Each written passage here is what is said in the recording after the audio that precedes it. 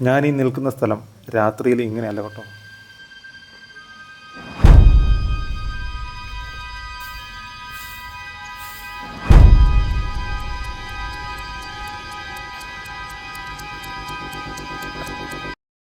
ആയിരത്തി 1963 ശ്രീ ജവഹർലാൽ നെഹ്റു ടൂറിസത്തിന് വേണ്ടിയിട്ട് പൊതുജനങ്ങൾക്ക് വേണ്ടിയിട്ട് തുറന്നു കൊടുത്ത ഇന്ന് KTDCയുടെ കീഴിലുള്ള പെരിയാർ കടുവ സംഗമത്തിലെ ഒരു പ്രീമിയം ലോഡ്ജാണ് ആരണ്യ നിവാസ്.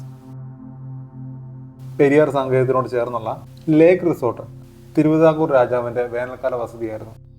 ഏതാണ്ട് ആ ഒപ്പം തന്നെ നിർമ്മിച്ചതാണ് ഈ കെട്ടിടം എന്നാണ് പറയപ്പെടുന്നത്. അതാണ് ആരണ്യ നിവാസിനെ കുറിച്ചുള്ള ഒഫീഷ്യൽ ഡീറ്റെയിൽസ്. നമ്മളെല്ലാവരും തേക്കടിയിൽ ബോട്ടിങ്ങിന് വരാറുണ്ടല്ലേ.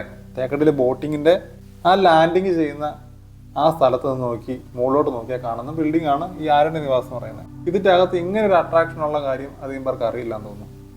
ആരണ്യ നിവാസിൽ നമ്മളൊരു റൂം ബുക്ക് ചെയ്ത് കഴിഞ്ഞാൽ നമുക്ക് കിട്ടുന്നത് നമ്മളുടെ അടുത്തോട്ട് എന്നെ അണ്ടറാവുകയെന്നും പറഞ്ഞുകൊണ്ട് വർത്തമാനം പറയാൻ വരുന്ന മുള്ളമ്പന്നിയും മ്ലാവും ഒക്കെ കേട്ടോ.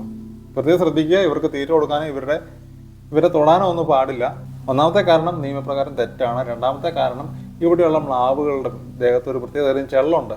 അങ്ങനെയുള്ള പ്രശ്നങ്ങൾ ഈ വന്യജീവികൾക്കുണ്ട് കേട്ടോ. അത് നമ്മൾ പ്രത്യേകം ശ്രദ്ധിക്കണം.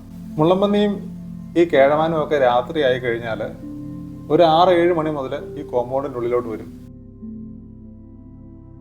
നേരിട്ടെത്തിയും KTDCയുടെ വെബ്സൈറ്റ് വഴിയൊക്കെ നമുക്ക് ബുക്ക് ചെയ്യാം. ഈ ഒരു പ്രോപ്പർട്ടിയുടെ മാത്രം സവിശേഷതയാണ് ഇത്രയധികം വന്യജീവികൾ ആ പ്രോപ്പർട്ടിക്കുള്ളിൽ കടന്നു വരുന്നു എന്നുള്ളത്. അതെന്തുകൊണ്ടാണെന്ന് ചോദിച്ചു കഴിഞ്ഞാൽ 2 കാരണങ്ങളാണ്. എന്നാന്ന് ചോദിച്ചു കഴിഞ്ഞാൽ ഇതിനകത്ത് ചില മരങ്ങളുടെ ഒക്കെ പഴങ്ങളൊക്കെ നിലത്തിയാടി കിടപ്പുണ്ട് കേട്ടോ.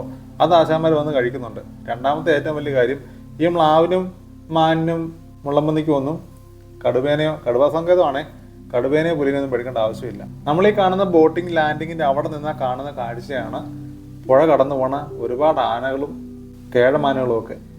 ഒരുപാട് വർഷത്തെ ഈ ഒരു സഹവാസം കൊണ്ട് അവർക്ക് സേഫായിട്ട് കയറി ഇരിക്കാൻ പറ്റുന്നൊരു സ്ഥലമാണ് ആരണ്യ നിവാസ്. അങ്ങനെയാണ് അവർ കണ്ടിരിക്കുന്നത്. അതുകൊണ്ടാണ് അവർ ഈ പ്രോപ്പർട്ടിക്കുള്ളിൽ വരുന്നത്. നമ്മളിവിടെ സ്റ്റേ ചെയ്യുന്നതുകൊണ്ട് തന്നെ പുഴ കടക്കുന്ന അല്ലെങ്കിൽ വെള്ളം കുടിക്കാൻ വരുന്ന ആനിമൽസിൻ്റെ ഒക്കെ സൈറ്റിങ് നമുക്ക് നല്ല രീതിയിൽ കിട്ടുകയും ചെയ്യും. അപ്പോൾ അതാണ് തേക്കടിയിലെ ആരണ്യ നിവാസ്. ഓർത്ത് വെച്ചോ, എപ്പോഴേലും പോകാൻ പറ്റുവാണെങ്കിൽ ഇതൊന്ന് എക്സ്പീരിയൻസ് ചെയ്യണം. ഇവിടുത്തെ നൈറ്റ് ലൈഫ് കൊള്ളാം കേട്ടോ. എനിക്ക് ഭയങ്കരമായിട്ട് ഇഷ്ടപ്പെട്ടു. അപ്പോൾ ശരി, വീണ്ടും കാണാം. ടാറ്റ.